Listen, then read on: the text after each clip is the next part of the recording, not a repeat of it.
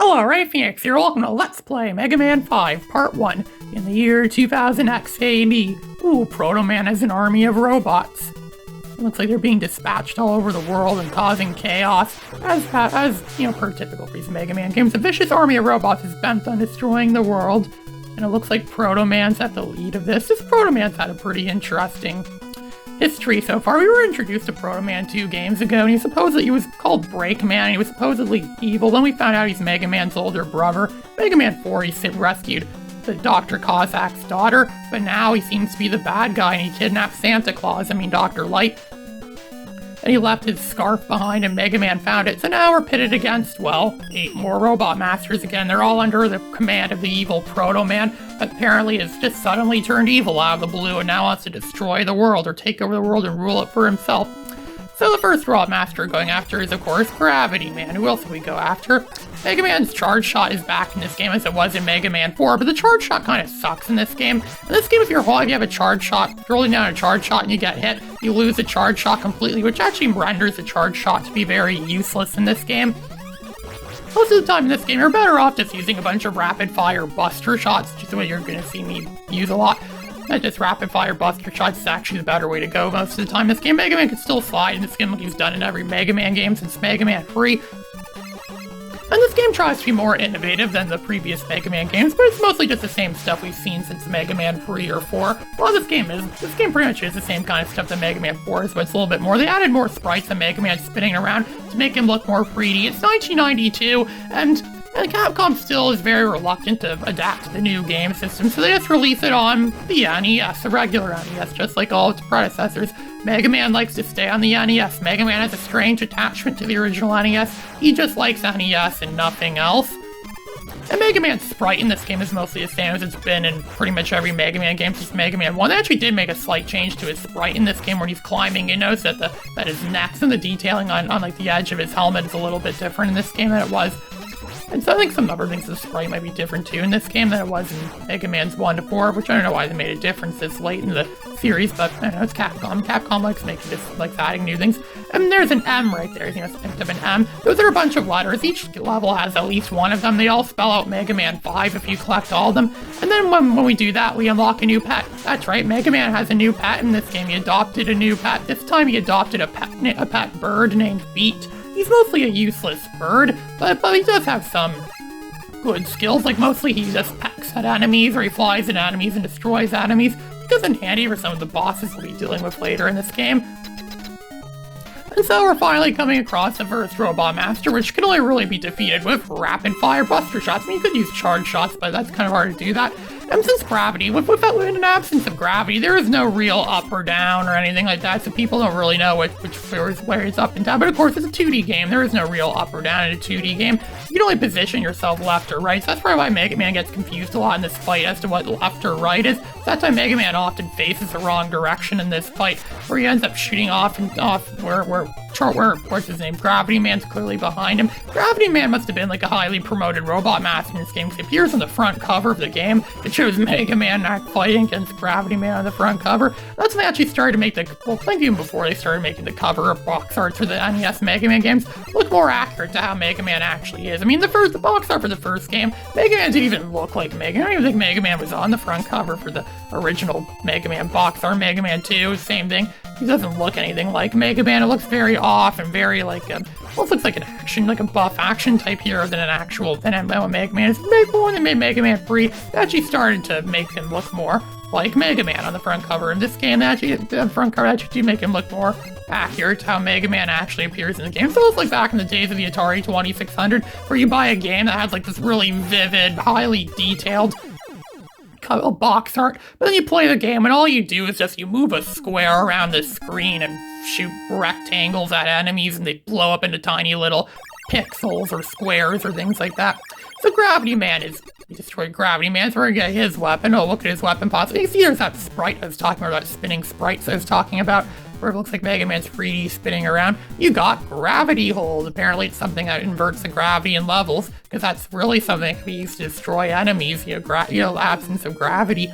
So now we're going to go after Gyro Man. He's a Robot Master named after a Greek sandwich, the Gyro Man.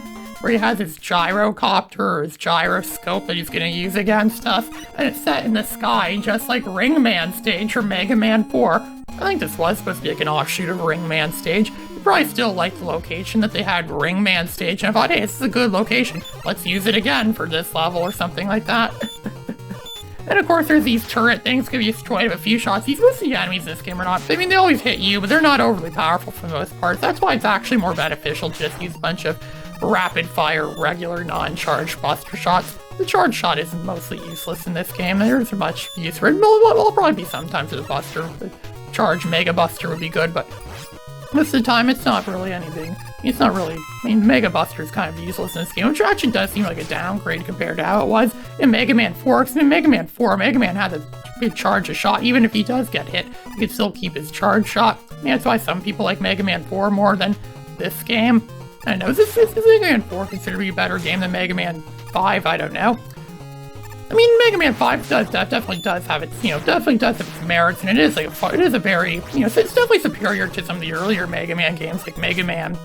Well, it definitely does have, graphically, it looks a lot better than Mega Man 1 and 2, and it does do some things better than those games, but for the most part, this game still has its fair share of flaws. This game actually is the closest we get to Mega Man 2 in terms of how the final stages are, where you need something to beat the level, or you need to have something on you to beat the level or something like that, and you might miss it, or you might lose it or something like that.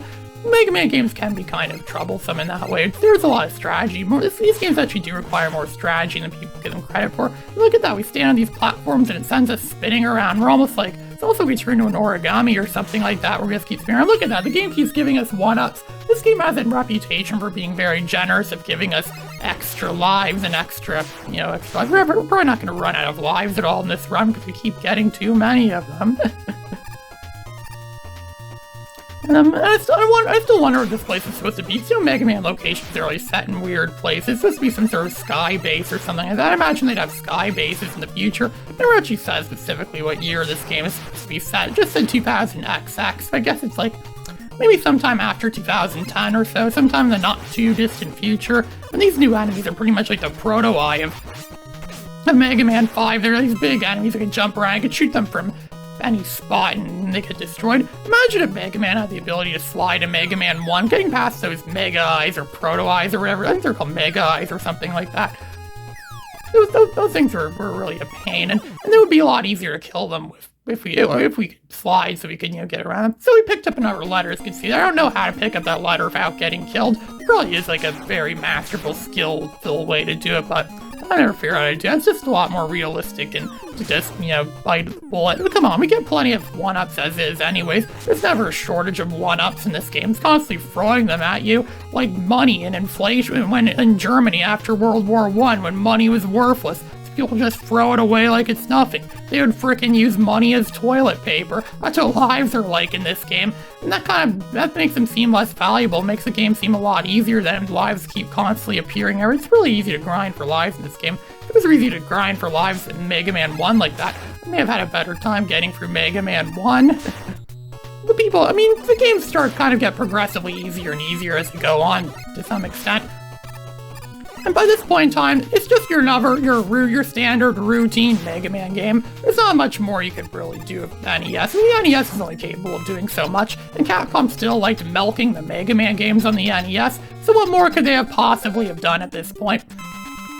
And so, if you look at it that way, yeah, it does make perfect sense why these games are still, they're pretty much standardized as is. There's not an awful lot of new stuff they could do, considering the fact that Capcom's very reluctant to release these games on the newer systems at the time. The SNES definitely established itself as being a new system by this year of 1992. They could have released it on that, but they still like the regular NES. And we just killed Gyro Man. He went down easy. Pretty much all the bosses in this game go down easy if you have their weaknesses. At least most of them do.